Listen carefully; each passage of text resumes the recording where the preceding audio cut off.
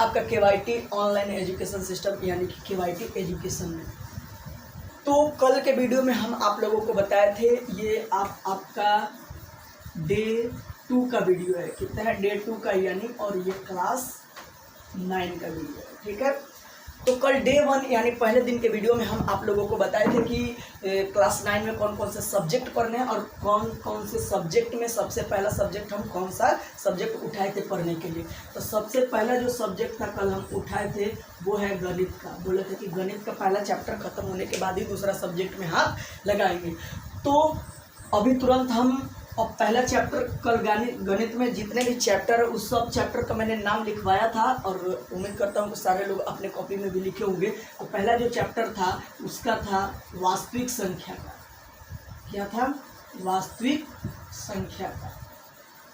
तो आज हम पढ़ेंगे वास्तविक संख्या, पहला चैप्टर क्लास 9 के बारे में। ठीक है, तो इससे पहले आप लोग इस चैनल को सब्सक्राइब कर लीजिए, साथ ही बेल आइकन का बटन भी दबा दीजिएगा। और जब भी आप पढ़ें तभी अपना वीडियो के कमेंट में अपना नाम और क्लास डाल दीजिएगा, ताकि हम लोगों को पता चल सके कि आपने आज का क्लास किया है। कितने बच्चे हैं जो अपना कमेंट में नाम नहीं लिख रहे हैं और व्हाट्सएप पे लिख रहे हैं? तो व्हाट्सएप पे नहीं लिखना है, आप लोग कमेंट में जाइए वीडियो के और कमेंट में अपना नाम और क्लास लिख के डाल दीजिएगा। तो वास्तविक संख्या में हम स्टार्ट करते हैं। तो सबसे पहला पॉइंट जो है संख्या। क्या है? संख्या। तो सबसे पहले हम जानेंगे कुछ संख्याओं के बारे में। तो चलते हैं कि पहला संख्या कौन सा है। तो सबसे पहला जो हमारा संख्या है वो है, एक में आता है हमारा प्राकृत संख्या। प्राकृत संख्या, इसको हम अंग्रेजी में बोलते हैं नेचुरल नंबर। नेचुरल नंबर पहला क्या है हमारा? प्राकृत संख्या। इसको अंग्रेजी में बोलते हैं नेचुरल नंबर। क्या बोलते हैं? Natural number. अब देखते हैं कि प्राकृत संख्या कौन कौन और कैसा होता है। तो इसका जो हमारा डेफिनेशन यानी कि परिभाषा होता है, तो हम इसको बोलेंगे कि गिनती की संख्या को, गिनती की संख्या को प्राकृत संख्या कहते हैं। प्राकृत संख्या कहते हैं। मतलब जो भी हम गिनती गिनते हैं, 1 2 3 4 5 6 7, मतलब जितना भी गिनती करते जाए हम 100 102 105 10,000 5,000 जितना भी गिनती करते जाएंगे वो सब का सब हमारा क्या होगा? प्राकृत संख्या यानी नेचुरल नंबर। यानी गिनती की संख्या को हम क्या कहते हैं? प्राकृत संख्या। तो गिनती की संख्या स्टार्ट कहाँ से होता है हमारा? स्टार्ट यानी शुरू कहाँ से होता है हमारा? 1 से स्टार्ट होता है। 1 2 3 4 ऐसे गिनती करके आप कहीं भी चले जाए, मतलब ये अनंत का चिन्ह है, ये अनंत तक चला जाता है, मतलब जहाँ गिनती खत्म नहीं होती है। यानी 1 2 3 4 5 6 7 8 9 जितना भी आप गिनती लिखते चले जाइए वो सबके सब क्या है? प्राकृत संख्या। लेकिन प्राकृत संख्या शुरू कहाँ से होती है? तो 1 से शुरू होती है। प्राकृत संख्या क्या है? उसको अंग्रेजी में बोलते हैं नेचुरल नंबर। मतलब गिनती की संख्या को प्राकृत संख्या कहते हैं। तो ये शुरू कहाँ से होती है? 1 से शुरू होती है और अनंत तक जाती है। मतलब 1 से शुरू होती है, इसकी गाड़ी कहाँ से शुरू होती है? 1 से, और ये गाड़ी जाके कहाँ खत्म होती है? अनंत तक। अनंत मतलब जहाँ तक गिनती आप करते जाइए, जहाँ खत्म नहीं होता है। तो प्राकृत संख्या मतलब शुरू कहाँ से होगी? 1 से लेके अनंत तक जाएगी। 2 नंबर जो हमारा है संख्या, पहले इसको बताते हैं कि इसे n, बड़ा ABCD की n लिखते हैं, n से सूचित करते हैं। सूचित करते हैं यानी कि कोई भी आपके सामने जब बड़ा n लिख दे तो समझ जाइए कि वो नेचुरल नंबर को संकेत कर रहा है। इसमें हमारा दूसरा जो है वो है पूर्ण संख्या। क्या है? पूर्ण संख्या। इसको अंग्रेजी में बोलते हैं whole number. Whole number, whole number बोलते हैं, यानी पूर्ण संख्या। पूर्ण संख्या को अंग्रेजी में क्या बोलते हैं? Whole number. इसका परिभाषा होता है, ये हमारा प्राकृत संख्या कहाँ से स्टार्ट था? 1 से स्टार्ट था और अनंत तक जाता है। और पूर्ण संख्या क्या होगा कि वैसी संख्या जो 0 से यानी 0 से शुरू होकर अनंत तक जाती है, अनंत तक जाती है, उसे पूर्ण संख्या कहते हैं। यानी कि ये शुरू होता था कहाँ से? प्रकृत संख्या 1 2 3 यानी गिनती 1 से स्टार्ट होता था, लेकिन पूर्ण संख्या हमारा स्टार्ट होगा, शुरू होगा जो हमारा वो होगा 0 से। 0 1 2 3 4 ये ऐसे करते हुए चला जाएगा हमारा अनंत तक, यानी कि शुरू हमारा 0 से होगा। तो प्राकृत संख्या और पूर्ण संख्या में अंतर क्या है कि प्राकृत संख्या 1 से शुरू होती है और अनंत तक जाती है, दोनों जाति अनंत तक है, ये भी अनंत तक जाएगी पूर्ण संख्या, और ये भी कहाँ तक जाएगा? आपका अनंत तक ही जाएगा। तो प्रकृत संख्या और पूर्ण संख्या में देखिए अंतर क्या है। प्रकृत संख्या को अंग्रेजी में बोलते हैं नेचुरल नंबर, पूर्ण संख्या को अंग्रेजी में बोलते हैं होल नंबर। ये प्रकृत संख्या शुरू कहाँ से होती है? 1 से शुरू होती है और अनंत तक जाती है।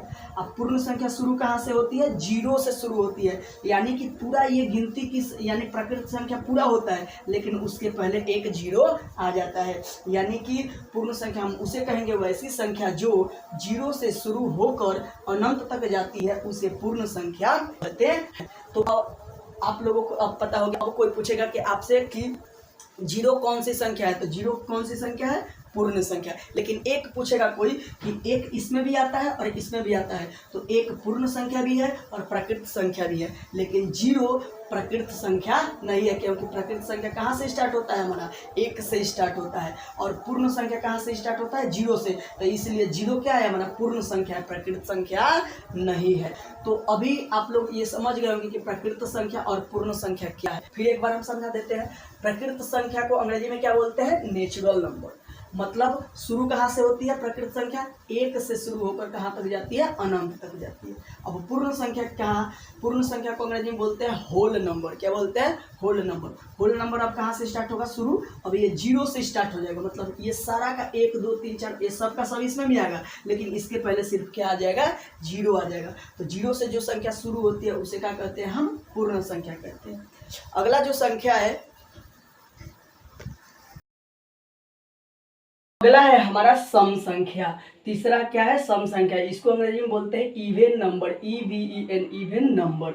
जो चौथा है उसको बोलते हैं विषम संख्या, यानी उसको बोलते हैं odd number, ODD odd number. तो तीसरा सम संख्या है जिसको अंग्रेजी में बोलते हैं हम इवेन नंबर, चौथा है विषम संख्या, इसको अंग्रेजी में बोलते हैं ऑड नंबर। अब देखिए दोनों में फर्क क्या है कि वैसी संख्या जो 2 से कट जाए उसे सम संख्या कहते हैं। ये 2 से कट जाता है, यानी कि मान लीजिए कि एग्जाम्पल में जैसे हम लिखे कि 2 के पहाड़ा में जो आ जाता है, समझ लीजिए कि वो सम संख्या होता है, भाग देने से 2 से कट जाए।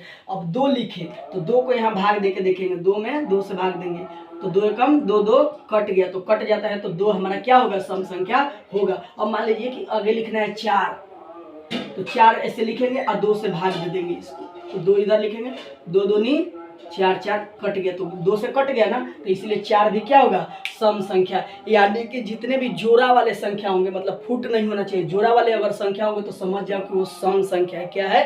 सम संख्या। जैसे मान लीजिए 6 भी 2 के पढ़ाई में आ जाएगा, ऐसे भाग करके भी देख लीजिए, 6 को 2 से भाग दीजिए तो 2 3 6 6 कट गया, तो कट गया तो 6 भी क्या होगा? हमारा सम संख्या। और 6 क्या है? जोड़ा है, फुट नहीं होता है, तो 6 क्या है? हमारा सम संख्या। उसके बाद 8, उसके बाद 10, ऐसे करके अनंत तक जाएगी। मतलब जो जोड़ा में होता है उसको क्या बोलेंगे हम? सम संख्या। जो जोड़ा होता है वो क्या होता है? सम संख्या, फुट नहीं होना चाहिए। अब विषम संख्या का देखिए, ये क्या था कि वैसी संख्या जो 2 से कट जाए तो उसे सम संख्या, और जो 2 से नहीं कटे उसे विषम संख्या। तो इसका भी हम लिख देते हैं, वैसी संख्या जो 2 से नहीं कटे उसे विषम संख्या कहते हैं। देखिए दोनों में फर्क क्या है। सम संख्या क्या था, वैसी संख्या जो 2 से कट जाए, मतलब भाग देने पर 2 से कट जा रहा था, तो ये हमारा क्या हुआ, सम संख्या। और जो 2 से नहीं कटेगा यानी उसको क्या कहेंगे हम, विषम संख्या। यानी अच्छा ट्रिक है सबसे समझने का कि जो जोड़ा में होगा, जो अंक जोड़ा में होगा वो सम संख्या होगा, जो फुट में होगा, जैसे इसका जैसे में हम लिखते हैं एक फुट है ना, तो इसलिए फुट है तो विषम संख्या हो जाएगा। फिर 3 भी क्या है, फुट है, तो 3 भी क्या हो जाएगा, विषम संख्या। 3 के बाद 5 भी फुट है ना, क्योंकि 2 को अलग करेंगे तो 4 अलग हो जाएगा, 1 फुट बच जाएगा, तो 5 क्या है हमारा, विषम संख्या। उसके बाद 7, उसके बाद 9, ऐसे करके चला जाएगा हमारा कहाँ तक, अनंत तक। अब देखिए इसको अच्छे से एक बार फिर से समझाते हैं। सम संख्या को अंग्रेजी में क्या बोलते हैं, इवन नंबर, ये क्लियर हो गया।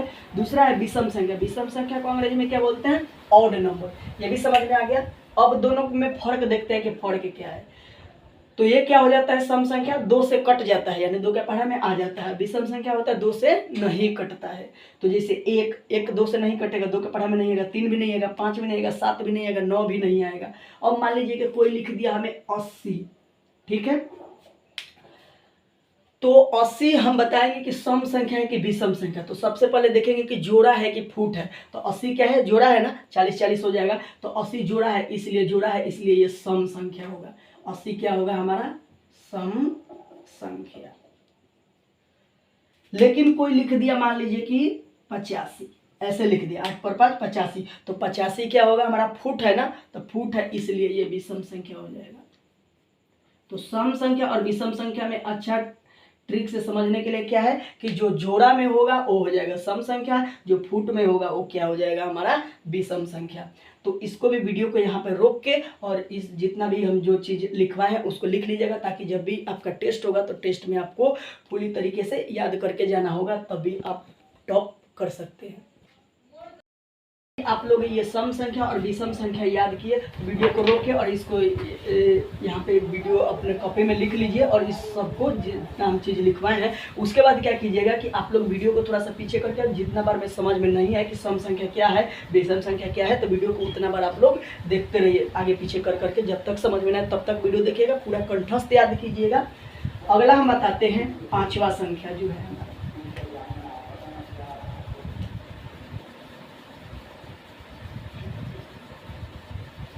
5वां है हमारा धनात्मक संख्या। धनात्मक संख्या, इसको अंग्रेजी में हम बोलते हैं पॉजिटिव नंबर। Positive number. जो छठा है वो है हमारा ऋणात्मक संख्या। क्या है, ऋणात्मक संख्या। ऋणात्मक संख्या, इसको अंग्रेजी में बोलते हैं निगेटिव नंबर। क्या बोलते हैं, निगेटिव नंबर। अब देखिए दोनों में फर्क क्या है, धनात्मक संख्या और ऋणात्मक संख्या। धनात्मक का मतलब होता है, इसका अर्थ होता है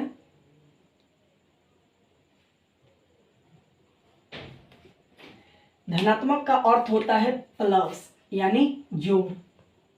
क्या होगा, जोड़, यानी प्लस का साइन जिस संख्या के साथ रहेगा उसको समझिए कि धनात्मक संख्या है।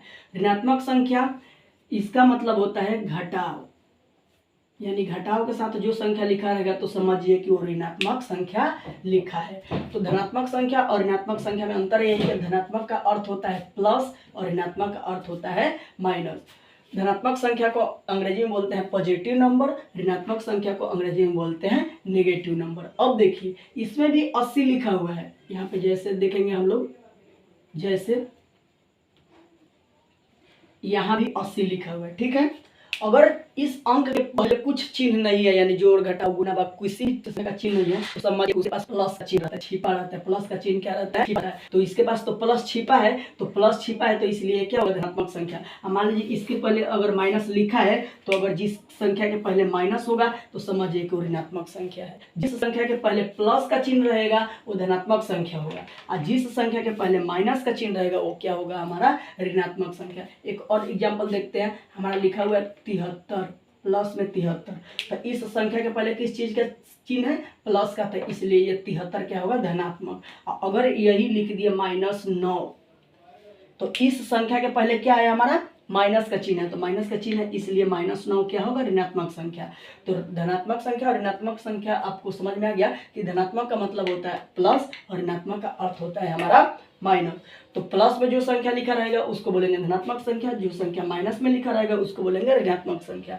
आज के वीडियो में इतना ही बताएंगे। इस वीडियो को भी यहाँ पर रोक के और इस वीडियो को पूरा आप लोग कॉपी में नोट कर लीजिए और बाकी समझने का प्रयास कीजिएगा। वीडियो को पीछे कर करके आप लोग देखिएगा। बाकी के लिए बहुत बहुत धन्यवाद। जय हिंद दोस्तों।